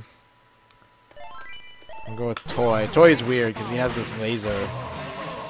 He basically does very consistent straight line damage, but has no spread to his shot whatsoever. So, if you just want concentrated, everything in this direction is dead damage, you want to play Toy. Bumble Gamer, what's up, Bumble Gamer? Don't worry, for those of you that are here and not watching this on YouTube, there is going to be another stream after I wrap up the showcase. I am going to play some Blake Stone tonight.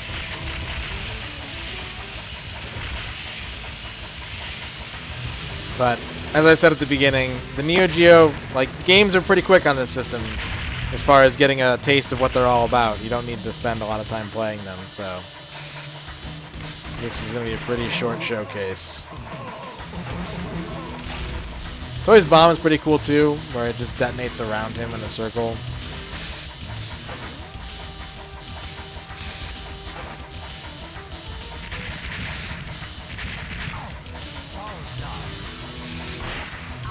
Alright. So that's Shock Troopers Second Squad. Like I said, my favorite game for the Neo Geo, but a lot of people, pretty much everybody would agree that it is A, not the best game on the Neo Geo, and that B, it is not even the best Shock Troopers game. There's only 2 of them. Alright, well, you guys know that when I end my showcases, I usually try to end them on a sort of long-form, more adventure or RPG style game. And believe it or not, the Neo Geo has a couple games that actually fit that mold sort of well. Not a lot, just a couple. And this is one of the first games that I played on the Neo Geo once emulation became a reality for the system. And I was really kind of surprised by what this game had to offer. It was very unique, in my opinion. And it does take a lot of time to beat. Wursel has guessed it correctly. Yeah, this is Cross Swords.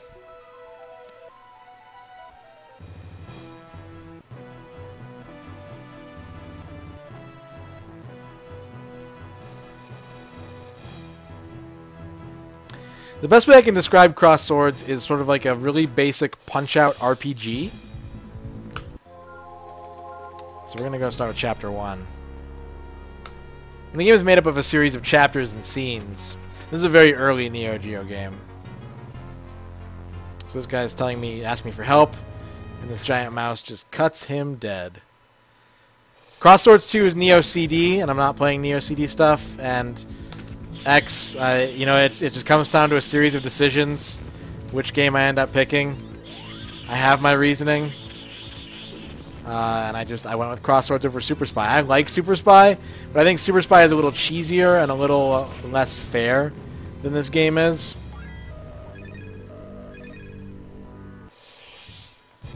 So you can slash your sword, you have a fireball attack, and you can bring your shield up by pushing up, or bring it to guard your torso by pressing down. And you just basically have to beat up a bunch of monsters and progress through this game.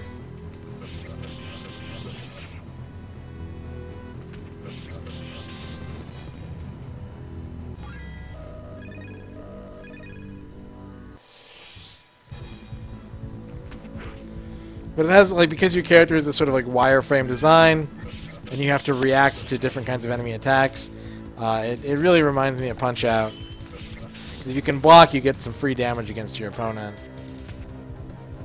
Your magic is really reserved for emergency situations and for needing to hit an enemy who is not on the front lines.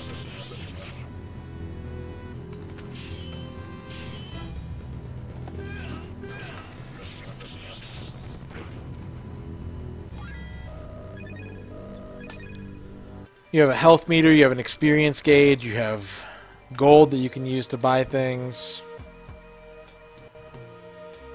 Ramses, what do you mean, isn't this just a Wii game?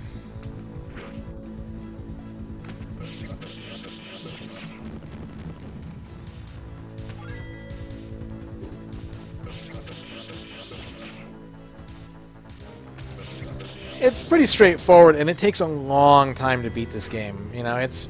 In a lot of ways, it's very much just like a tech demo for the Neo Geo sprite scaling system, because this game is like 90% sprite scaling.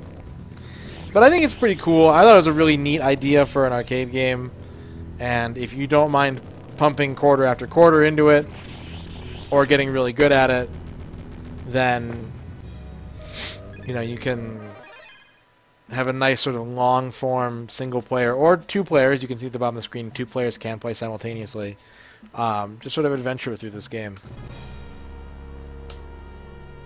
And you get some options here. I can call a merchant and spend my money, or I can skip the first area.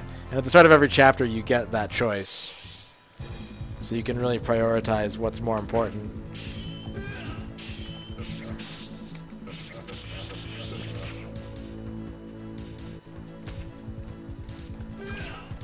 Ugh, my reactions are not good.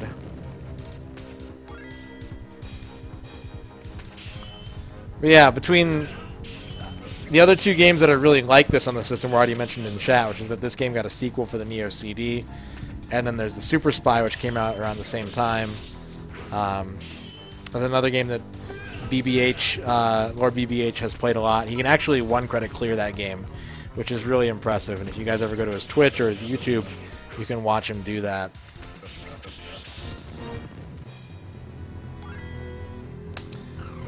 There's my fireball attack. I only get a few of them. And if you press both at the same time, you get this powerful slash, which costs some health but really wrecks enemies.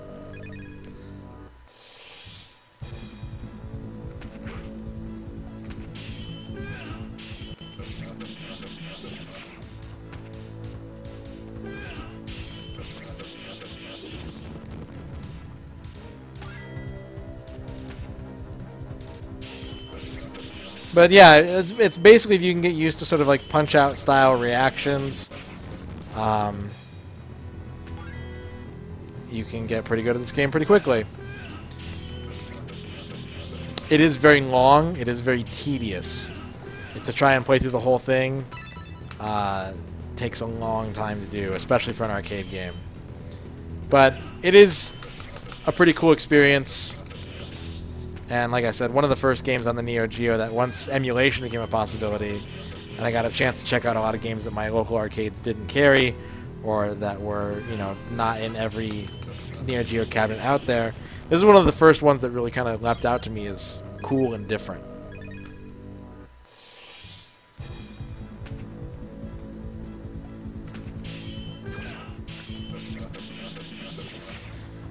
You also have that attack meter at the bottom, which is sort of like your stamina bar. If you miss swings of your sword, or if you take damage, that goes down. It recharges by just not doing anything, and you do more damage if it's full.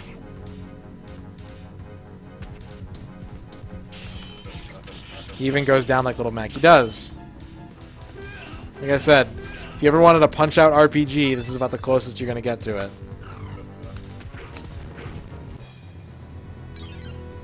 I'm just gonna beat this guy the same way I beat the last one.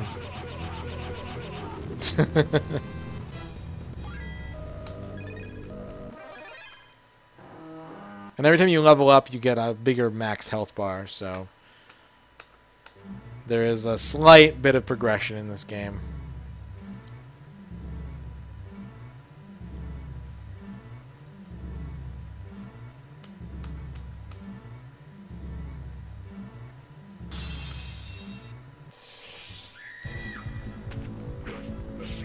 That guy's got a hostage.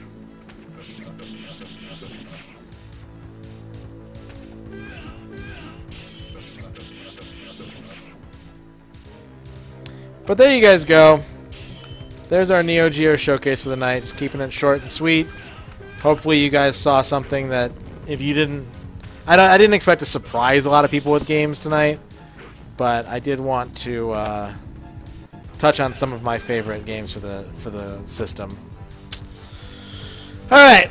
Well, I will try and be back next week with another showcase. Hit me up on Facebook or Twitter or message me privately on Twitch and let me know what you want to see on future showcases, and I will do my best to accommodate, especially if it's an idea that I'm excited for. That's a good way to get me to do it. So if you are like, hey, show off the 10 worst games that have Shrek in them, I'm not going to want to do that showcase. Like, that's just not something I'm going to want to do. But if you are watching this live, like I said, sit tight. I'm going to kill the stream. I'm going to come right back. We're going to play some Blake Stone for a couple hours before I go to bed. So thank you all for watching. Thank you if you're here on YouTube or if you're here on Twitch. I love you. And we do this every Tuesday. Like I said, next Tuesday might be, it just depends on where I'm at in the move. But we'll see you soon, or we'll see you in just a minute. Bye-bye.